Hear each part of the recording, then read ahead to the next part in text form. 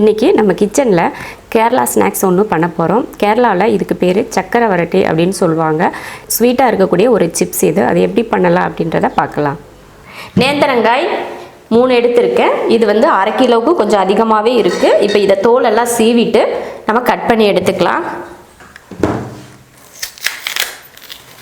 நேந்திரங்காய் தான் நல்லாயிருக்கும். இந்த மாதிரி சக்கரை வரட்டி பண்ணுறதுக்கு நேந்திரங்காய் தான் கரெக்டாக இருக்கும். அதனால தான் இது எடுத்திருக்கேன். நம்ம மற்ற வாழைக்காயெல்லாம் எடுத்தோம்னா கொலன்னு இருக்கிற மாதிரி இருக்கும். இதுனா கொஞ்சம் நல்லா கடிமனாக இருக்கும். அதனால இது யூஸ் பண்ணிக்கோங்க. கேரளாவிலலாம் இதில் தான் செய்வாங்க சக்கரை வரட்டி. தோல் சீவிட்டு இது போல் பெரிய பீஸாக வெட்டிக்கோங்க. வெட்டி இந்த மாதிரி இது போல் 2ஆக வெட்டிக்கோங்க. இதுலேயும் உங்களுக்கு சின்னதாக வேணும்னா இதுலேயும் இப்படி சின்னதாக கூட வெட்டிக்கலாம். அதனால் இந்த அளவுக்கு கொஞ்சமாவது தடிமனாக இருக்கிற அளவுக்கு வெட்டி எடுத்துக்கோங்க. ஒரே மாதிரி வெட்டிக்கோங்க. அப்போ தான் வந்து வேகிறது வந்து ஒரே மாதிரி வேகும். 150 கிராம் நாட்டு சக்கரை எடுத்திருக்கேன். கொஞ்சம் ஏலக்காய் தூள் சேர்த்துக்கலாம். கொஞ்சம் சுக்குத்தூள் சேர்த்துக்கலாம். 2 ஸ்பூன் அரிசி மாவு எடுத்து வச்சுருக்கேன். ஏன்னா வெள்ளைப்பாகில் போடுறப்போ கொஞ்சம் நம்ம அரிசி மாவு சேர்த்து கலந்துக்கிட்டோம்னா தான் கொஞ்சம் தனித்தனியாக வரும். அதுக்காக தான் நம்ம அரிசி மாவு சேர்த்துருக்கேன். அவ்வளோதான், இது மட்டும். இப்போ நம்ம பொரிச்சு எடுத்துக்கலாம். எண்ணெய் காஞ்சிருச்சு, பொரிச்சுக்கலாம்.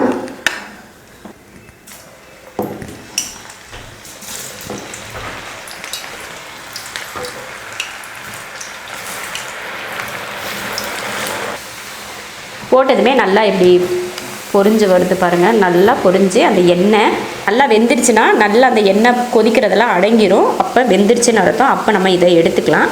நேந்திரங்காயினாலே ஒரு தனி ஸ்பெஷல் தான் பாருங்கள். கலரு நம்ம எதுவுமே சேர்க்காமையே நல்ல மஞ்சள் கலராக வருது பாருங்கள்.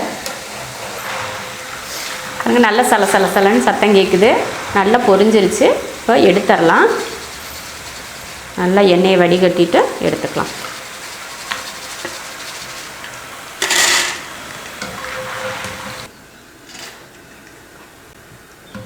எடுத்தாச்சு. பொரிச்சு எடுத்ததுக்கப்புறம் ஒரு வடைச்சட்டி வச்சு நாட்டு சக்கரை சேர்க்குறேன். 150 கிராம் நாட்டு சக்கரை. நீங்கள் வெல்லமாக இருந்தால் பாகா காய்ச்சி இதில் சேர்த்துக்கோங்க. நான் வந்து நாட்டு சக்கரை அப்படிங்கிறதுனால அப்படியே சேர்த்துட்டேன்.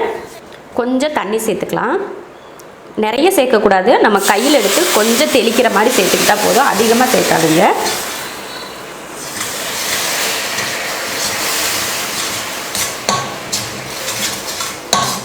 நல்லா கரைஞ்சிருச்சு பாருங்கள். இதுவே நீங்கள் வெள்ளத்தில் பாகு எடுத்திங்கன்னா நல்லா வடிகட்டிட்டு இந்த மாதிரி வரும். அப்போ அதை நல்லா கொதிக்க வச்சுட்டு நம்ம இதை சேர்த்துக்கலாம். இதில் வந்து இந்த கல் இந்த மாதிரிலாம் இருக்காது நாட்டு சர்க்கரையில். அதனால தான் நான் இதை சேர்த்துட்டேன். அவ்வளோதான். இதில் நம்ம பொரிச்சோம் இல்லையா, பொரிச்ச நேந்திரங்காயை இதில் சேர்த்துடலாம். சேர்த்துட்டு இதை நல்லா கிளறிடுவோம். அடுப்பை இப்போ சிம்மில் வச்சுக்கலாம். நான் சிம்மில் வச்சுட்டேன் அடுப்பை.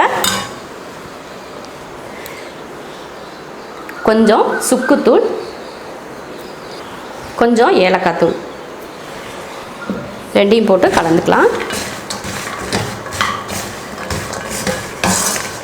3 வாழைக்காய்க்கு 150 கிராம் நாட்டு சக்கரை கரெக்டாக இருக்குது. பார்த்தாலே உங்களுக்கு தெரிஞ்சிருக்கும். இந்த அளவு உங்களுக்கு கரெக்டாக இருக்கும். இதோட விட்டுற வேண்டாம். இதுக்கு அடுத்து இந்த வாழைக்காய் வந்து ஒன்றோட ஒன்று ஒட்டாமல் இருக்கணும் அப்படின்றதுக்காக அடுத்து அரிசி மாவு சேர்த்துக்க போகிறோம். கொஞ்சம் இவ்வளவு சேர்க்கணும்னு தேவையில்லை. கொஞ்சம் கொஞ்சமாக போட்டு சேர்த்துக்கலாம். போட்டு நல்லா கலந்து விட்டுறணும். மறுபடியும் கொஞ்சம் போட்டுக்கலாம். நல்லா ட்ரையாக தெரியணும். அந்தளவுக்கு போட்டு இதை கலந்து விட்டுறணும். அவ்வளோதான். இப்போ எடுத்துடலாம். அடுப்பை ஆஃப் பண்ணிடலாம். இப்போது அடுப்பை ஆஃப் பண்ணிவிட்டேன். இப்போ இப்போ தட்டுக்கு மாற்றிடலாம்.